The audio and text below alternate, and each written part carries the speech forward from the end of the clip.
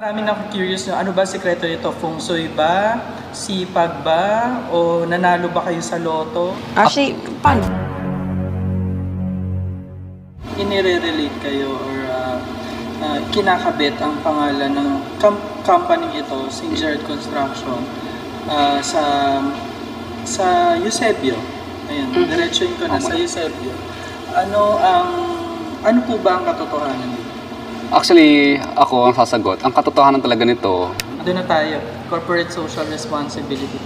Gusto niyo lang po ba makalibre ng tax? requirements din kasing hinihingi ang BIR.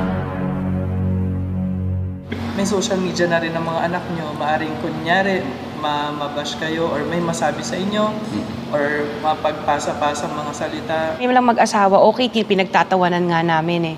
Kaya lang, pagdating sa anak mo, syempre dun ka medyo nagwo-worry. If they ask you yung mga, bakit ginagawa sa amin yan, sabi ko na lang sa mga bata na huwag na nilang basahin. Kung mabasa man nila, don't take any notice of it. Pero when they're out, syempre naiiyak ka kasi alam mong nasasaktan yung anak mo. Yun.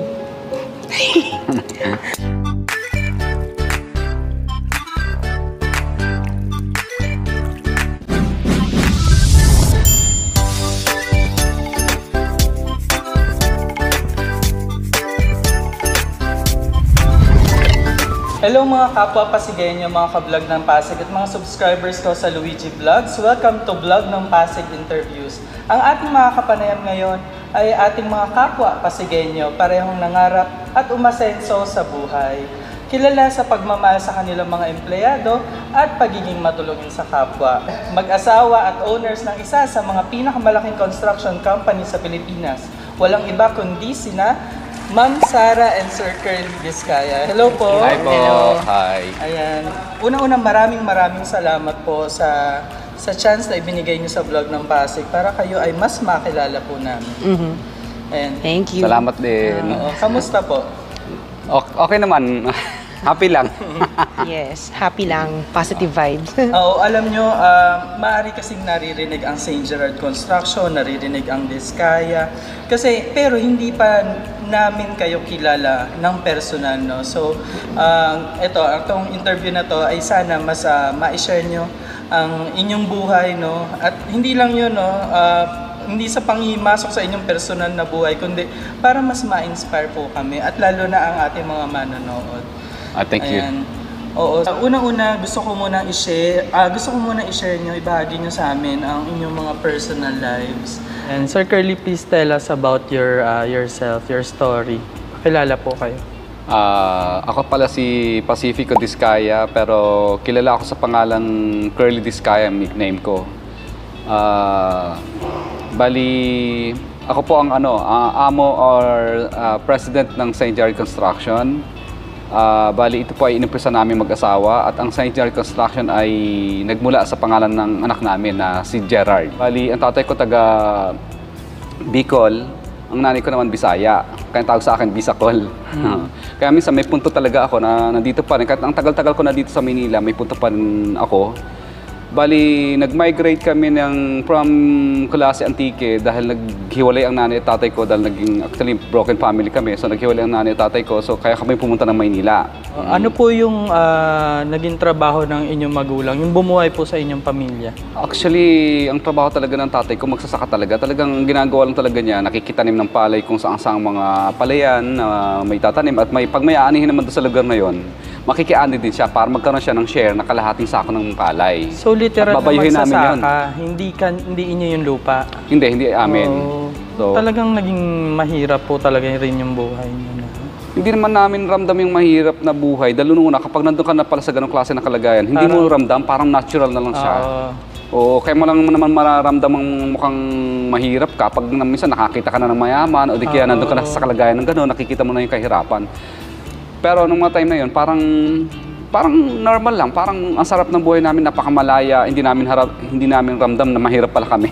Kasi kumakain kami ng kamuting kahoy, tapos swerte na yung makapagbigas kami. Kasi mahal ang bigas doon, kahit magsasaka ka. Minsan baliktad nga yung magsasaka ang hindi pa makakain ng kanyang mga sinaka. Pero yung mga mayaman, yun ang nakakain ng masasarap na ginawa nung magsasaka. Ngayon ko lang na-realize nung nandito na ako sa Maynila na, mahirap palang kalagayan namin doon. Kasi nakaranas kami ng makitirak sa tiyuhin namin, tapos magtrabaho sa simbahan. Nalaman namin na ganito pala ang buhay ng tinatawag na meron at saka wala. So, itinaguyod talaga rin kayo ng daddy niyo, no? Pang-ilan po ba kayo sa magkakapatid? Sa magkakapatid, ako ang pinakabunso. Siyam. Oo. Tapos yung kapatid ko naman, may kakambal ako. Oo. Kailan dumating yung time na naisip niyo na lumuwas tayo sa Maynila? Lumuwas kami ng Maynila kasi pinapupunta kami ng nanay namin dito para sa makapag-aral. So kaya kami lumuwas, then nakitira kami sa tiyuhin namin. Yung tiyuhin naman namin, hindi rin kami kaya nagpalipat-lipat kami kung saan-saan ng mga kapatid namin. Yung mga kapatid naman namin, dahil syempre broken family kami. So minsan yung kapatid namin nakikitira dito, nakikitira doon. Minsan so nagkalasan na rin kayo? Oo, kaya kung mapapansin mo, minsan di ba sa mga picture namin, gusto ko buo yung pamilya namin kasi naranasan ko kung paano maging, ang hirap na maging broken family. Nung nagkahiwa-hiwalay na kayo magkakapatid, no, nung nandito kayo sa Maynila, ano na ang naging diskarte ng Curly Discaya? Parang pumunta ako sa kapatid ko, sabi ko, kumusta dyan? Baka pwede namang mag-extra dyan bilang isang tagalinis lang din. So doon ako nag-start, tapos yung kapatid ko naman kinuha ng simbahan dahil natuwa yata sa kanila. Pinag-aral siya ng high school hanggang college. So ako din, pinasok na rin ako ng tiyuhin ko bilang tagalinis din sa simbahan ng Pasig, janitor, sacristan mayor, at saka tagalinis, server, lector, commentator. Kapalit naman din doon, pag-aaral din ng college na. High school, PCC, nag-college din kayo? Actually, nung nagpaaral sa aming simbahan ng Pasig, ngayon sa PCC ako nag-aaral at yung kapatid ko naman, architecture naman siya, pinag-aaral din siya ng simbahan. Sa simbahan ng Pasig, muntik nang mawala ang scholarship ko dahil una-una talagang hindi ko kaya yung mataas yung grades ko, talagang butterfly lahat ng grades ko. Pero sa kabila nun, hindi tinanggal ng mga pare yung scholarship ko. Dahil nakikita nila at alam nila na minsan hindi ko na magawa yung paggawa ng assignment at saka yung review ng pinag-aralan. Kasi mula umaga, nagbubukas ako ng alas 4 ng simbahan ng 4 a.m. at nagsasara kami minsan pag may mga activities ng simbahan ng 12. So halos wala ka ng masyadong tulog, tapos maya-maya tatawagin ka ng pare, gawin mo to, gawin mo to. Walang sacristan na mag-serve, ikaw mag-sacristan, walang lector na dumating, ikaw mag-lector.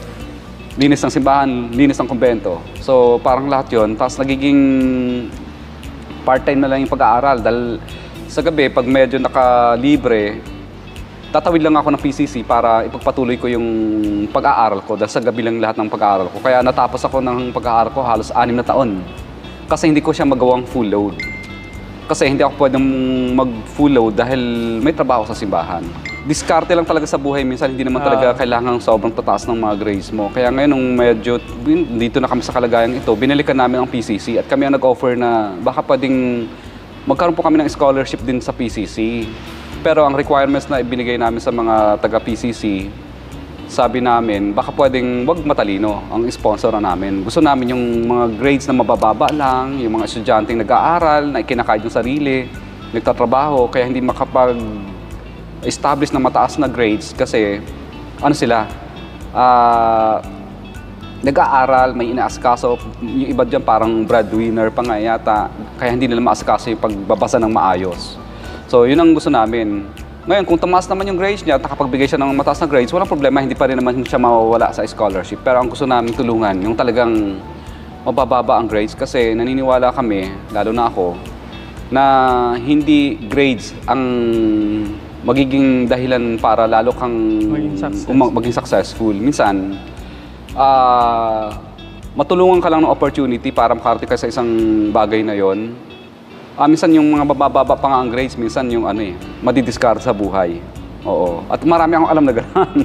Pero sa mga kabataan, hindi porke butterfly lang ang grades nyo, ay galingan nyo pa rin.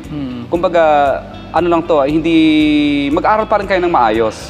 Ipagpatuloy nyo pa rin yung pag-aaral nyo. Ngayon, kung yun lang talaga ang kakayanan ng maaabot nyo na grades, samahan na lang ninyo ng diskarte sa buhay. Sarah, tell us about your life story. Pakilala po muna kayo. Ako si Cesara Rowena Cruz Discaya, or mas kilalang si Sarah. Ako ang Vice President ng St. Gerard Construction. Ang parents ko si Rosalinda Cruz and Perfecto Cruz Jr. Sila ay naging waiter at waitress sa London. Dito sa Pilipinas, contractor daddy ko. Mami ko, housewife, pero tumutulong din siya sa daddy ko. Kami magkapatid. So ako yung eldest, and then sumunod sa akin yung sister ko si Lisa, and yung youngest namin si Christian. Kamusta naging buhay niyo bilang binubuhay kayo ng mga magulang niyo dati, no? Growing up, so sa Santo Tomas kami kasi nakatira. Growing up naman, we had a comfortable life naman. Hindi naman yung sobrang rich, pero comfortable naman yung life namin. So we went to private schools. So I'm a Sabician dito sa Pasig. And then I graduated from Pasig Catholic College. Ang mom ko, dito siya sa Villa Reyes sa Bangbang. Ang daddy ko sa Ihacinto ng Bangbang din. So talagang tubong Bangbang kami. And then kinuha ng mami ko, daddy ko sa UK. And then, ayun, kami na yun nabuo na magkakapatid. Yung brother ko dito sa Philippines, pinanganak. Pero kami magkapatid, sa UK kami pinanganak. Tapos gano'ng katagal rin kayo tumira doon? Ako, 15 years of my life. Doon ako tumira. And then inuwi na kami kasi medyo para ma-adapt daw namin ang Filipino culture. And ready na rin ang mommy ko, daddy ko magnegosyo dito sa Pilipinas. Kasi ang ano doon is work, home, work. Yun lang yung gawa nila doon. So medyo nahihirapan na rin sila. Yun. So doon ka na nag-elementary? Yes, I was in the K-12 program. So alam ko na yung K-12 bago pa nagsimula dito. Yun. High school? I moved here when I was third year high school. So pinasok ako sa CBC. Medyo nahirapan kami kasi language barrier. Hindi kami marunong magsalita ng Tagalog. Marunong kami makaintindi kasi parents ko made sure na naiintindihan namin yung Filipino language. Pero yung magsalita, medyo hirap kami. So nag-college ako sa Pasig Catholic College, and then ang course ko was computer management. Yun. So ano yung ikaw naman bilang Sarah, no? Ano yung pinagsimula ng personal career mo? Ang personal career ko, naalala ko kasi nag-OJT ako sa isang company sa Shaw Boulevard. Inabsorb ako ng company. So, naging front desk receptionist ako. I'm not sure dahil sa communication skills ko. And then, sabi ng mami ko, ang liit ng sweldo mo, pumunta ka uli sa London kasi yung sister ko nandun na. So, umuwi ako ng London. Doon ako dental receptionist. And then, orthodontic nurse. Wala akong field of, wala akong medical field, pero kasi doon, they teach you yung mga so marunong ako mag-x-rays, yung OPG, marunong din ako gumawa, yun. And magkabit ng braces. And then, bumalik ka dito sa Pinas? Bumalik ako sa Philippines. Bumalik ako sa Philippines when I had Gerard. And then, kasi kailangan na niya makasama yung dad niya kasi wala pa siyang 1-year-old, naghahanap na siya ng dad figure. So, yun, umuwi kami and then nagtayo kami ng negosyo ni Curly. Pero nung ikaw ay sa sarili mo, nung nag-aaral ka, yung nandiyan ka pa sa pamilya mo, ano yung nasa isip mo na maging? I mean, ano yung gusto mong Actually, buhay? gusto ko maging doctor, pediatric doctor. Pero dalaw kasi kami nagka-college. Sabi ng mami ko, daddy ko, hindi kami kayang paaralin sabay ng college. So, yun, nag-business management na lang ako kasi naghahanap ako ng course na walang math. Yung pala lahat ng course, may math pala. So, yun. Nag-business management ako, major in computer management. Tapos, ang gusto ko sana yung, if not in the field of the IT industry, kasi nung time namin na yun ang patok ng mga courses IT. Sobrang competitive. Wala pa yung mga BPO nung time namin na yon. Gusto ko sana, ang nakikita ko sa sarili ko is maging manager ng isang bangko or basta manager ng company. Yun lang ang nakikita ko. Hindi ko nakikita na magiging ganito buhay namin. Okay, so medyo kung i-compare ko, no, medyo iba rin yung naging Life ni- pinagdaanan ng iyong husband, no, na Yes. si Sir Curly. Pero I'm sure kahit naman meron kayo nun, sinasabi mo comfortable life, no, meron ka ring mga ano nun eh, yung parang hanggang ngayon yun yung naiisip mo na parang may pinagdaanan rin ba kayo, na parang yun ang parang nagiging driving force mo para umunlad sa buhay. I saw my parents kasi na noon, talagang ang hirap ng buhay na yung kami, may childminder na nag-aalaga sa amin. Kasi ang magulang namin nasa work. Ang time lang nila talaga is yung Sunday, minsan hindi pa kasi shifting sa ibang bansa eh. Tapos dito, nung umuwi kami, sobrang iba, ang hirap, iba yung culture, iba yung struggles ng parents ko. Yung bahay namin, parang sa Santo Tomas, sinanla nila para makapag-start ng negosyo. So, yun yung parang, sabi ko balang araw, ayoko naman na ganun din ang struggles namin sa buhay. So, pero napagdaanan din namin ni Curly yun, na sinanla din yung bahay para mag-start ng negosyo. Yun yung naging struggles ng family. Oo. So, narinig na namin ang inyong mga personal stories, no? At ang iyong katabi pala medyo pang maalaala mo. Pang maalaala. Ang kanyang naging no? Istorya ng buhay, no? Yes. Na-inspiring rin naman, no? Paano ba nag-meet ang isang Sarah at Curly Discaya? So, noong 1996, transfer ako ng La Consolacion to PCC. Naging kaklase ko sa isang subject namin, English yata yun, no? So, nagre-report ako, meron akong twang sa pag-report Accent. ko, may accent ako. Pinagtatawanan ako. Yun, ewan ko kung pinagtatawanan o nagpapakyut. Dalawa natatawang nagpapakit. So, doon kami una nagkakilala. Tapos, tuloy-tuloy lang, nangungulit lang siya sa amin. Tapos, nalaman ko sa mami ko na nagsaserve siya sa simbahan kasi mother ko MBG. Tapos, siya naman sa Kristan. So, yun. So, doon na kami nagkakilala. So, nakuha ko yung loob niya dahil akala niya mabait talaga ako dahil nagsaserve ako sa simbahan. So, minsan, naglilinis ako ng simbahan, nagtatago ako noon para huwag niya makita na pinagpapawisan ako, na naalikbukan ako. Kaya minsan, sinasarado ko agad ng maaga ang simbahan kasi baka madaanan niya ako. Yung parang, parang pakiramdam ko, madedegrade ako kapag nakita niyang naglilinis ako ng simbahan. Or ma-turn off siya sa'yo? Pero kapag nakasutana na ako ng suot na sutana, doon ko lang dinidisplay yung sarili ko na nakasuot ako ng sutana, sakasan ako dito, hindi ako janitor. So, niligawan mo rin siya? Niligawan ko. Niligawan ko. Pumupunta sa bahay. Ilang taon kayo nun? Siguro mga 19, no? 18 or 19. Ay, hindi, mga 19. Mga 19 na. So, naliligo siya, punta siya sa bahay, may dalang sasabihin niya. Chocolate na... Hindi, nakalagay sa brown paper bag. Tapos sabi ko, ano yan? Sabi niya, barbecue. Yung pala may rose na sa loob. Hindi ko na, baka hindi ako yun. Ikaw yun. Sila. Hindi ko maalala, alam ko chocolate ang... Hindi ka nagbibigay sa akin chocolate. Bulaklak lang. Pero ito syempre, alam naman natin na si Sir Curly may kakambal, no? Paano mo naman, kasi alam ko naglingkod rin sa simbahan. Medyo alam mo na ba kung paano ma-distinguish yung dalawa? Sa front, magkaiba yung mukha nila eh. Medyo chubby ng konti si Butch. Pero na nakatalikod sila, minsan mukhang mo the same.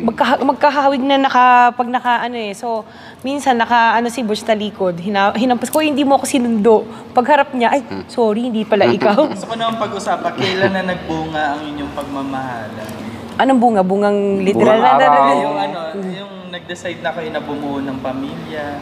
Actually, nung una, hindi pa siya ready magka-anak. So, umuwi ako ng London na pregnant ako.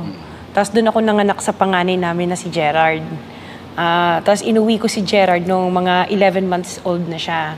So, parang single parent ako doon kasi tinatry ko siyang makuha. Pero ang hirap kunin na from here, ang hirap i-exit. So, ang ginawa namin, sige, kung hindi kita makuha, kami ang uuwi. So, kami ni Gerard ang umuwi dito sa Pilipinas for good. Iniwanan ko yung trabaho ko doon. Tapos umuwi na kami para mabuo kami. Oo. Paano ang naging pamumuhay nyo? So, bumalik na kayo ni Gerard dito. Ayan, kasama niyo na ngayon, Sir Curly. Napakahirap. Bali, kami, tulad ni Sarah, dahil ako,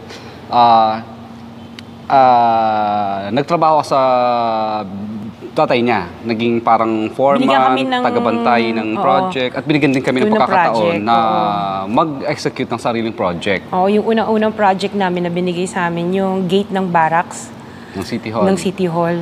Eh yun, bago na yung ngayon eh. Pero dati, ang tagal nun bago pinalitan. So, yun yung naging unang project namin yung sa harap at sa likod. Parang ninenervyos pa kaming mag-execute kasi hindi namin alam kung tama ba yung ginagawa namin o hindi. Pero naging okay. Yun yung start. Tapos nagbabantay siya sa mga project ng daddy. Pag sinabi ng daddy, oy, bisitahin mo yung project ko sa ganitong lugar. So, pumupunta naman siya. Hindi, kasi pinalaki kami ng mom at dad ko na, halimbawa, asawa mo, hindi naman ganun ka financially stable or ano, sumama ka, wala kang maaasahan sa amin tulong. You need to stand on your own 2 feet. So, yun yung ginagawa namin. Ang tulong nila lang is yung pagbigay ng project para makapag-start kami. At I'm sure nag-guide rin naman kayo. Nag-guide, yes, sobra, non? Yes. Oo, dati kasi may sinasabi daddy ko, yun yung pagkamag-anak. Actually, yung sabi ng biyanan ko, kasi minsan humiram kami ng license sa kanya, parang... Wala pa kaming Oo, lisensya kasi wala noon. kami lisensya dati.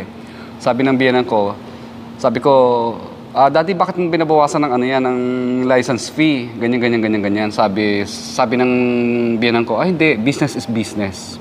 So doon ko natutunan na iba pala ang pag sa negosyo, iba ang trato pag kamag-anak, iba rin yung trato pag tungkol sa negosyo. May pangkamag-anak na tulong, pero iba mo din dapat tratuhin pag business. So doon lalo akong naging na dapat pala maging pag business talaga.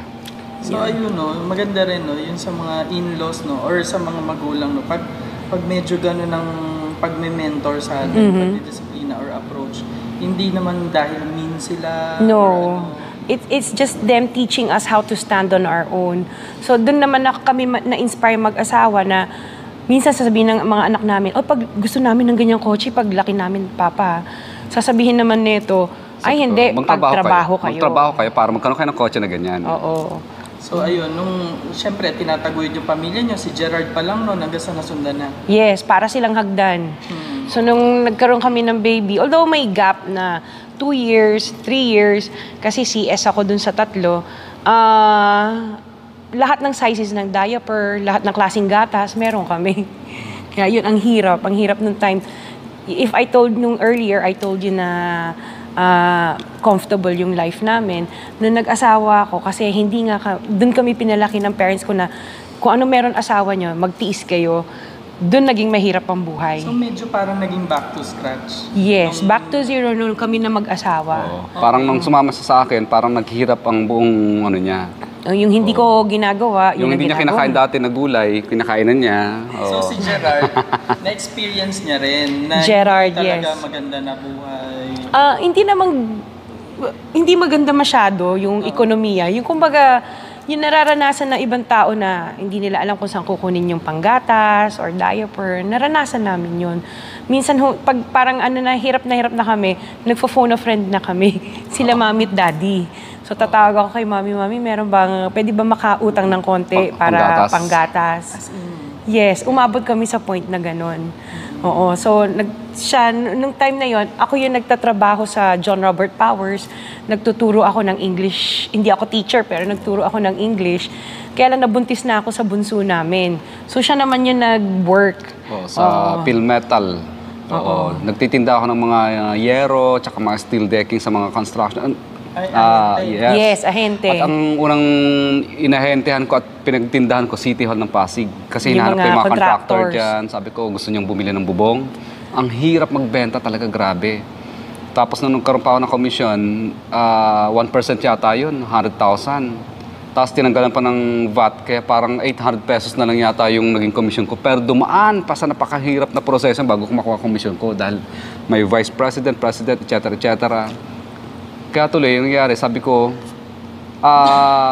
nung bumalik tayo sa company natin, sabi ko, mamahalin ko ng husto yung company namin. Sabi ko, dahil itong Pilmetal, minahal ko ng husto. Sabi ko, ba't hindi ko mahalin yung sarili naming company? Kanong binalikan ko yun, lalo kung niyakap yung kung ano man yung mga nakukuha namin project sa construction. Oh, nasa City Hall pa kami noon. Meron kami mga konting project sa LGU. Sinasabay namin nagsinasabay niya sa part-time niya. So, minahal nyo na, no? Minahal nyo na itong pagko-construction na pangkontrata, no?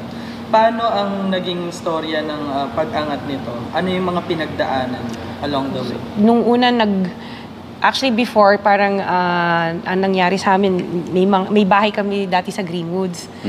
So hindi na namin kayang i-maintain. So ang ginawa namin, para may extra income, pinaupahan muna namin. Habang kami nakatira sa Malinaw, may apartment kami, yung mga kahoy-kahoy na apartment dyan, nangupahan kami dyan.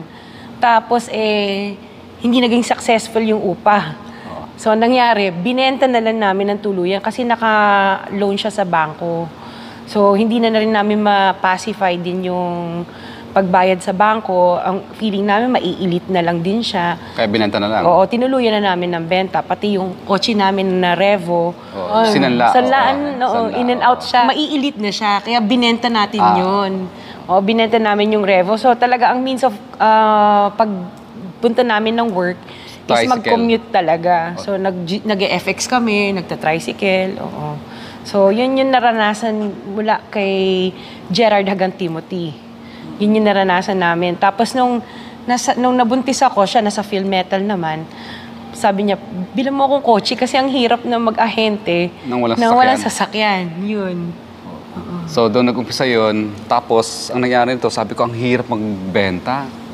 So, binilikan namin yung kasi may construction company na kami noon eh. Si St. Gerard, buhay na yun. Oo. So, 2003, ina-establish si St. Gerard. Kailangan hirap magkaroon talaga ng project. So, ngayon, biglang may lumapit sa atin doon na may lumapit sa akin na taga City Hall. Sabi niya, gusto mong makipag-meeting kasi may mga projects na inaalok sa amin na national. Sabi ko, sige nga ate, sama ako. So, nag-meet kami sa Quezon City. Nakailang meeting din kami. Natutuwa naman ako. Tapos sabi ko, Curly, samahan mo ako kasi parang may iaalok na project, hindi ako sure. So, nung pumunta kami, nasali kami dun sa yung time na yon yung mga fake na saro na binebenta. So, binigyan kami ng listing. Sabi, mamili kayo kung anong project ang gusto nyo dyan. So, namili kami sa listing nila ng mga project na nasa Pasig. Ang DPWH na Pasig is dito sa Metro First, yung sa may Manggahan ba yun? Pumunta kami doon, kinausap namin yung district engineer. Noong nakita niya yung list na pinipresent namin, sabi niya, nabid na yan, nagawa na yung project, naniningil na nga yung may-ari. Kaya nakapagbigay kami ng advance na pera. Kaya hindi na din maibalik sa amin. Nagkasakit pa ako nun eh. Dahil parang katapusan na namin na naman, inutang lang natin itong pera. Inutang lang natin yung pera na ito, tapos biglang nawala nagkasakit ako, parang nagkaroon ako ng heart attack. Kasi syempre last money namin, may 4 kaming batang binubuhay. Yung 2 doon nag-aaral na sa Immaculada. So talagang parang feeling namin napaka-low na, hindi namin alam kung paano kami aahon. So yung naloko kami, hindi namin alam na sa DPWH, public bidding talaga. So, sumali kami sa project. Nagkataon na nanalo kami dun sa sinalihan namin. At napakaraming project ng DPWH talaga. Talagang mananawa ka, sali ka lang ng sali. At ang chance of winning mo ay marami din sapagkat napakaraming projects. So, parang ang pinaka naging big break mo, yung after nung nangyari na yun, siya yung, kasi si Curly mahilig sa, yung mabusisi, siya gumagawa ng mga documents namin noon. Ako gumagawa ng technical. Hanggang madaling araw yan. Galit na galit na nga ito dahil mag-isa lang akong gumagawa. Tapos noon, kami pa ang iikot para umattend ng mga biddings. Bidding, saka site din. Nag-aano kami. So, nagkataon, nabigyan kami ng break. Nanalo kami sa project sa DPWH. Yun, the rest is history na. Parang hindi ko maisip na napagdaanan namin na totally zero ka, na wala, na medyo naging ganito na. Kaya eto, parang iniingatan namin kung anong meron kami ngayon. Curious ako, yun sa DPW, ano yung pinakaunang yung ginawa? School yun, di ba? School building yun. School building sa Quezon City. Una, national muna, DepEd muna, tapos the rest, mga school buildings na siya. Tapos meron na kayong maliliit sa Pasig, no? Wala na, Umalis tumigil na kami sa 2016, tumigil na kami sa LGU ng Pasig kasi medyo Mahirap maningil. hindi kaya ng capital namin na mag-extend sa pagsinisingil namin yung project. Talang tagal. Oo, so Sa DPWS, very magagaling yung technical team nila. So, talagang madaling ma-implement ang project. Alam naman natin kung gaano na katanyag ang St. Gerard Construction. May talagang umunlad na, no? Umunlad ang malaking kumpanya na siya at yung mga buhay niyo umunlad, no? Marami na curious, no? Ano ba sikreto nito? Feng Shui ba? Sipag ba? O nanalo ba kayo sa loto? wish. O share niyo sa amin, paano napunta kayo ngayon sa ganito?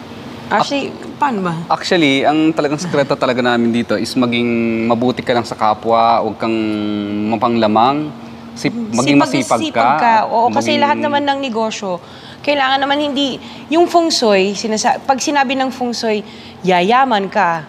Pero wala ka namang ginawa kasi naniniwala ka dun sa feng shui na mayayaman ka. Wala, hindi ka yayaman. Tapos magagalit ka sa feng shui. Sinungaling yung feng shui na yan. Talagang kasama din dyan yung sipag at tiyaga. Ang hindi yung overnight nangyari sa amin to. Talagang hirap din kami. Years bago namin na-reach kung nasaan kami ngayon. Talagang work kami talagang mag-asawa.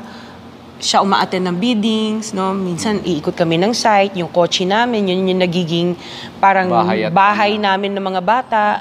So, Ma'am Sara, Sir Curly, siguro i-grab ko na rin tong opportunity, no? Pero ngayon pa lang, humingi na ako ng paumanhin, pero gustong-gusto ko rin itanong nga sa inyo to, no? Ang mga kalugar natin, marami ako naririnig, no? Marami rin mga Pasigueño ang nagsasabi na inire-relate kayo or kinakabit ang pangalan ng company ito, St. Gerard Construction,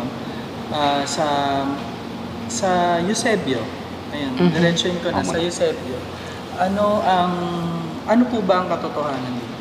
Actually, ako ang sasagot. Ang katotohanan talaga nito, nakakasama ng loob at saka parang nakaka-insulto. Dahil noong una, parang pinaangkin nila yung aming pinaghirapang dalawang mag-asawa sa iba. So ito ay pinaghirapan at pinagsumikapan naming mag-asawa at ang St. Gerard Construction is pangalan ng panganay naming anak na si Gerard.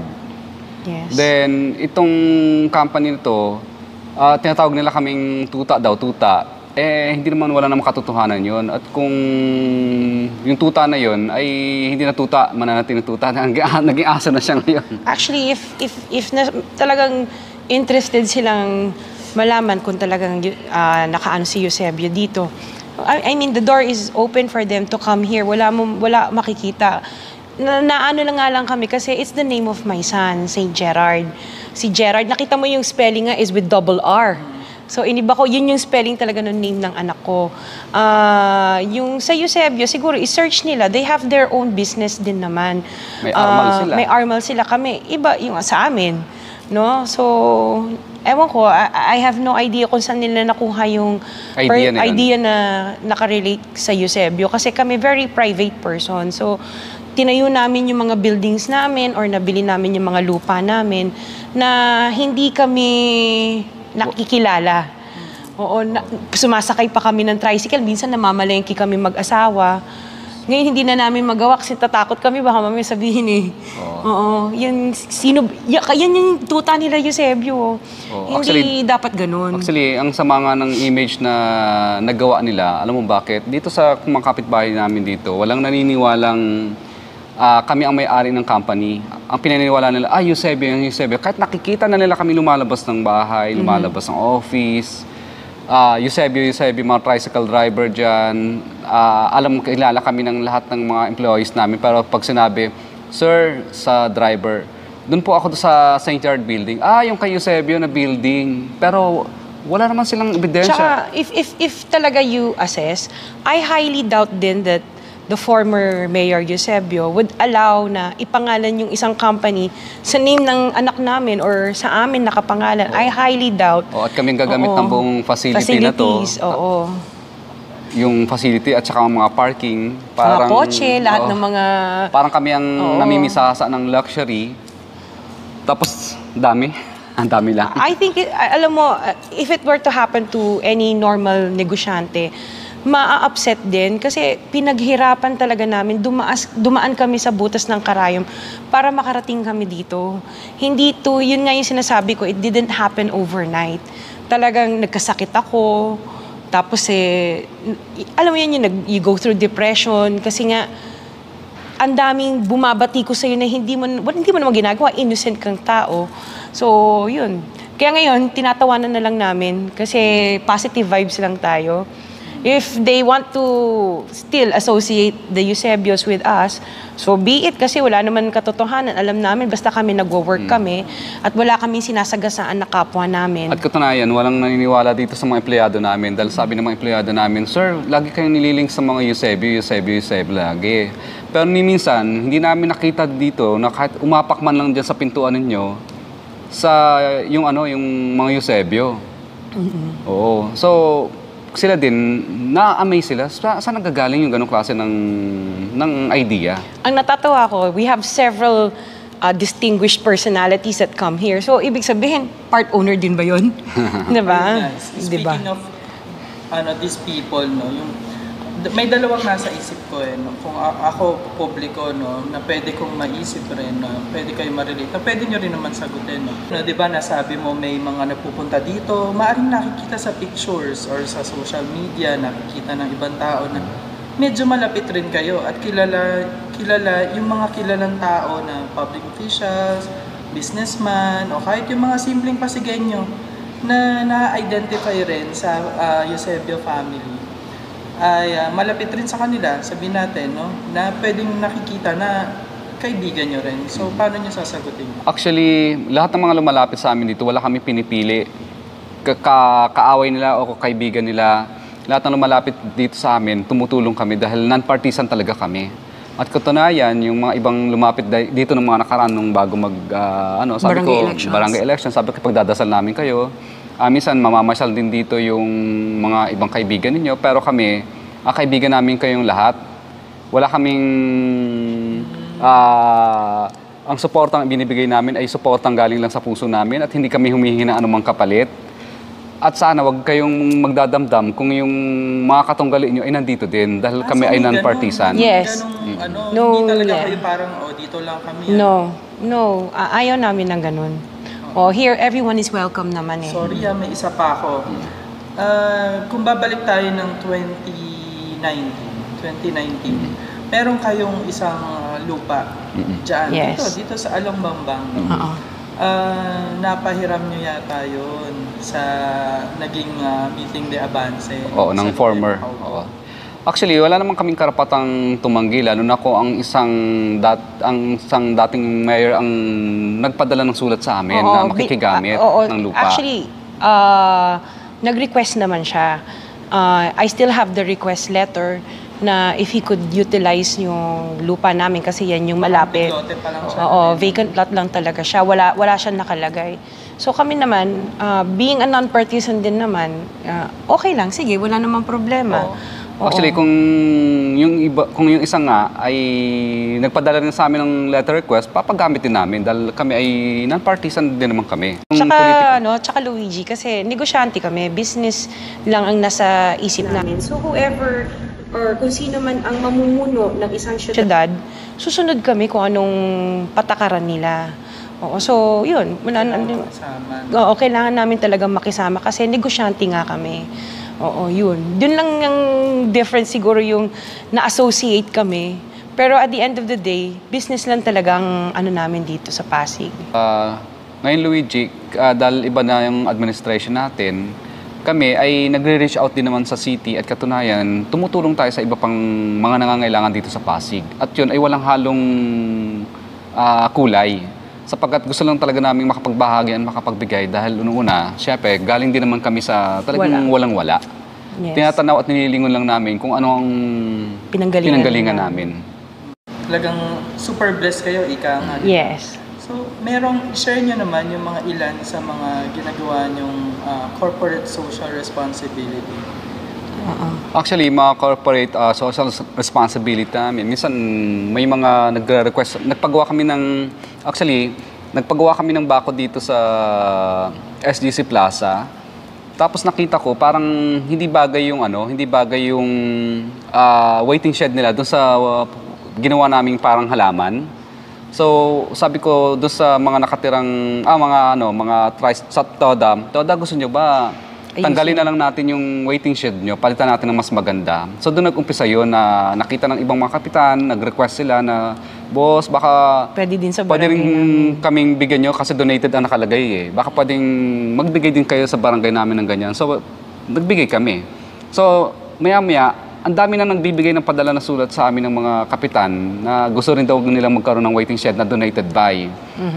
So, sa amin naman, nilagyan na lang namin ang pangalan kasi parang pasasalamat na salamat po dahil tinulungan nyo kami na makapagbahagi rin at makapaggawa kami ng social responsibility namin.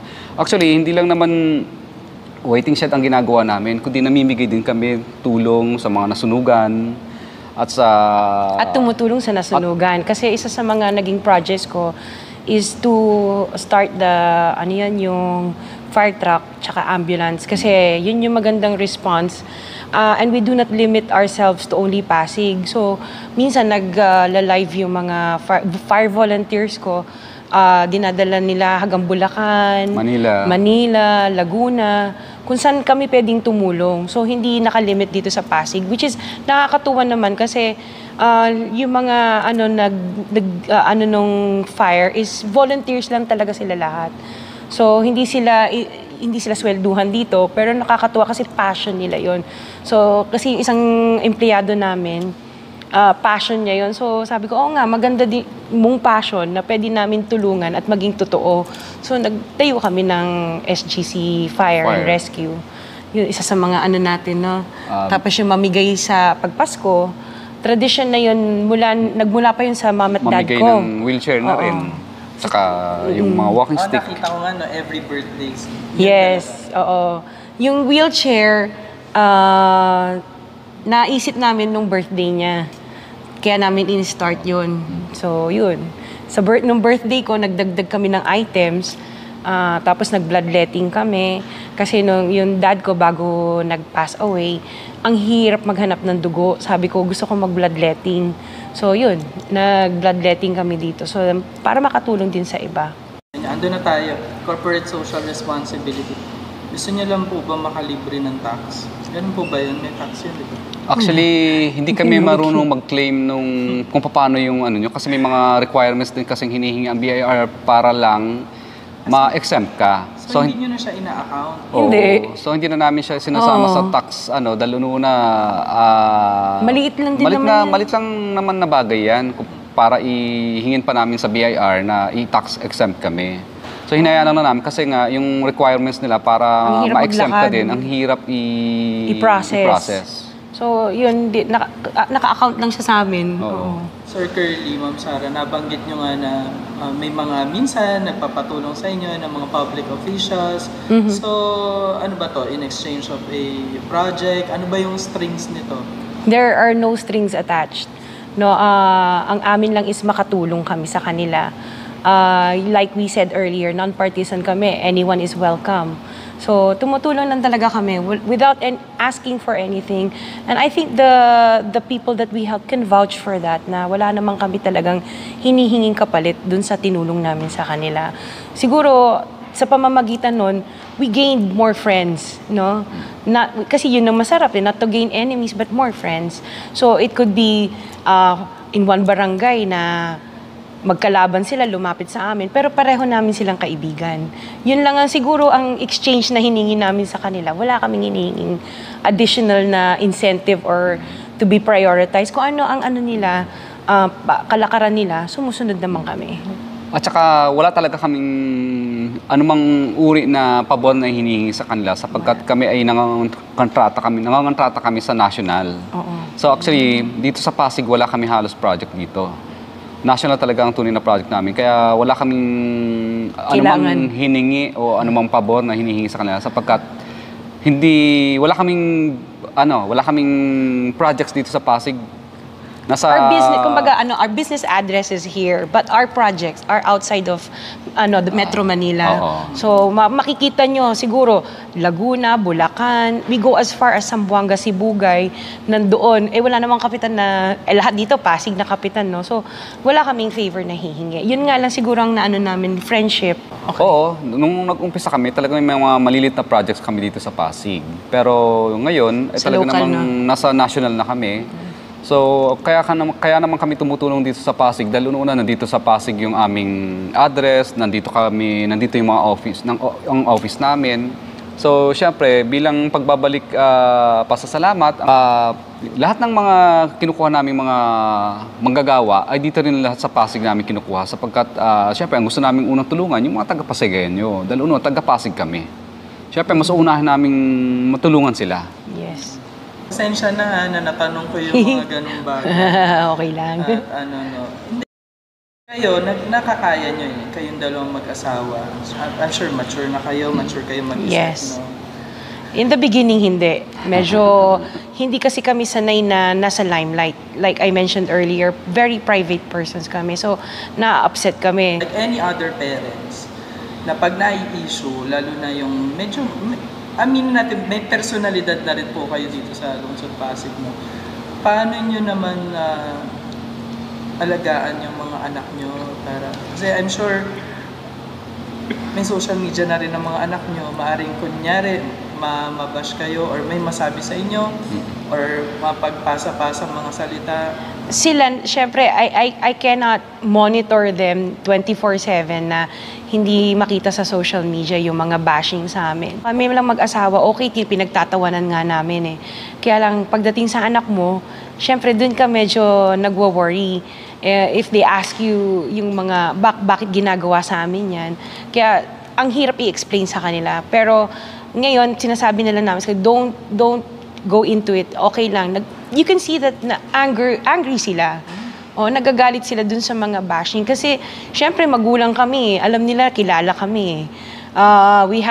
Kahit sabihin mo negosyante, walang oras sa family. Hindi. Kaya nga, tinapat namin yung bahay namin sa office namin. Kasi, we make a point na we have lunch together, we have dinner together. Sundays is free for them. Day nila yon.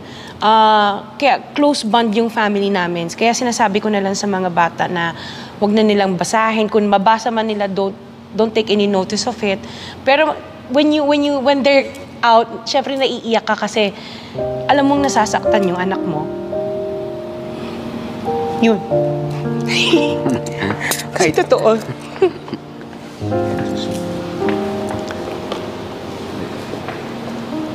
Okay. Sorry. Ikaw, Sir Kirby, paano mo Pinaliliwanag ko na lang sa kanila na anak, talagang nandito na tayo sa level na ganyan, talagang hindi may iwasan na may darating at darating na ganyang klase ng bagay. So, naiintindihan naman nila yun. So, pinapaliwanag na namin. Isa nga nagtanong yung anak naming babae, Papa, do you have, Mama, you do something?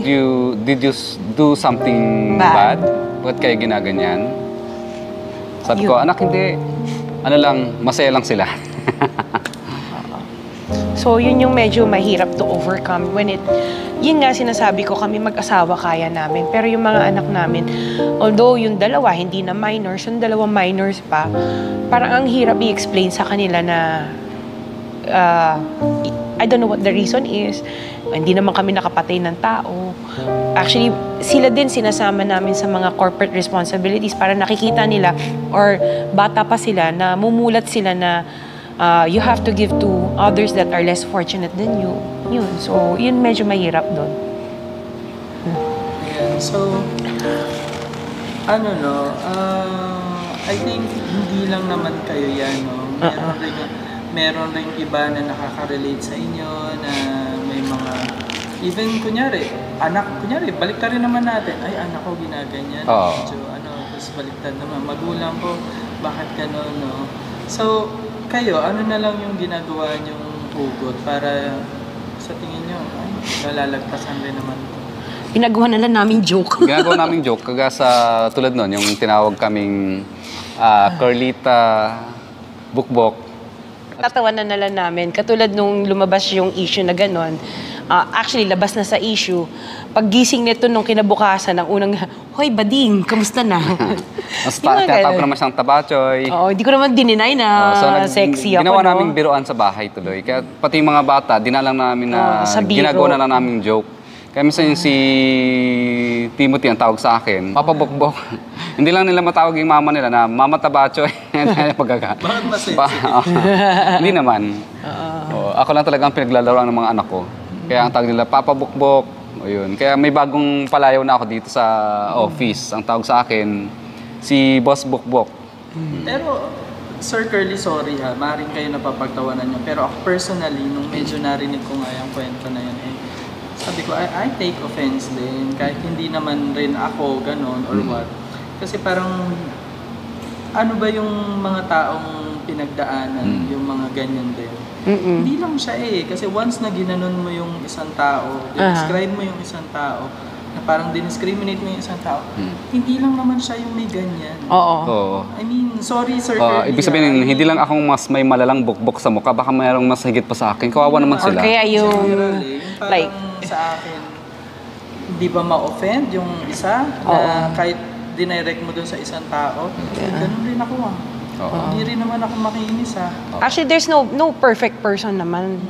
No? Pag perfect masyado, Actually, kaya naging, okay lang ba ipaliwanag ko kung bakit naging bukbok ang mukha ko? Kasi nung mga time kasi na yun, nung mula high school ako, talagang hindi namin kayang bumili halos ng sabon.